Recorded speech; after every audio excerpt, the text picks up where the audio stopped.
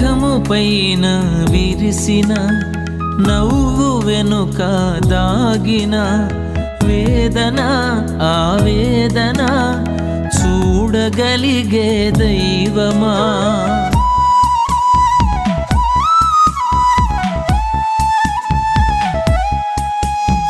ముఖము పైన విరిసిన నవ్వు వెనుక దాగిన వేదన ఆవేదన చూడగలిగే దైవమా. బాధలలో బాసటగా నిలిచిన వాక్య దర్శనమా. బాధలలో బాసటగా నిలిచిన వాక్య దర్శనమా. సత్యమా నిత్యమా నా యేసుని స్వరమా. జీవ సుస్వరమా